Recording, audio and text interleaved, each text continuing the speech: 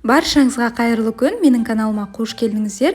Бүгін жаңа жылдық дастарханға арналған осындай ерекше көріністегі керемет салат дайындайтын боламыз. Салаттың құрамы қолжетімді заттардан тұрады, сондықтан видеоны міндетті түрде соңына дейін көріп, менімен бірге болыңыздар. Ең алдымен салатымызға қажетті заттардың барлығын алдын ала тұзды суда пісіріп, осылай қабықтарын ашып дайындап қоямыз. Бір пиязды осы видеода көрсетілгендей майдалап, ұсақтап турап аламыз. Салатқа пиязды қосу немесе қоспа өз еріктеріңізде, қаламасаңыздар қоспасаңыздар да болады. Бір ыдысқа салып, үстінен қайнап тұрған ыстық су құйып, 10 минутқа бойындағы ащысын алуға қалдырамыз. Селедканы да майдалап, көбіктеп турап шығамыз. Ал енді тұзды суда піскен картобымызды үккіштің ірі көзінен өткіземіз.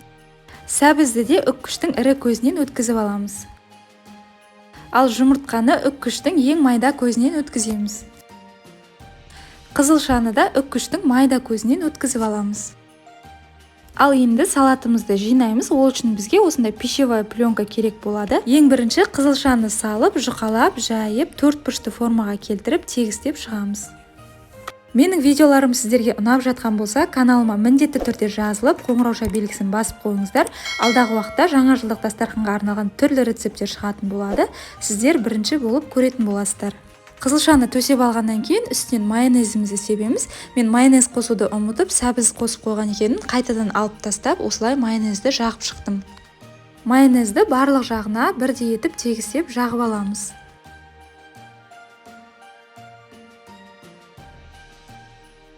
Келесі сәбізімізді де салып, дәл осылай жұқалап, жайып, тегістеп шығамыз. Егер картоп сәбіздеріңіз тұзды суда қайнамаған болса, арасында кішкене тұз себелеп отырсаңыздар болады. Сәбізіміздің үстінен майонез сеуіп, барлық жағына бірдей етіп тегістеп жағып шығамыз. Келесі кезекте жұмыртқаны да барлық жағына тегістеп, жайып, төсеп шығамыз. Үстінен майонезімізді құйып, барлық жағына біркелкі етіп жағып шығамыз. Жұмыртқаның үстіне селедканы салып шығамыз. Егер сіздер селедка ұнатпайтын болсаңыздар, тауық етін немесе сиыр етін пісіріп қоссаңыздар да болады. Балықтың үстіне жаңағы пиязымызды суын төгіп тастап салып шығамыз. Үстінен майонезімізді жағып тегістейміз. Ең соңғы қабатқа картобымызды салып, оны да жақсылап жайып, тегістеп шығамыз.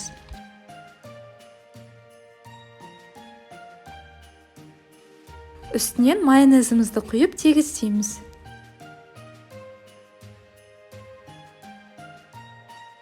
Ал енді салатымызды асықпай, осылай рулет секілді тығыздау етіп орап шығамыз.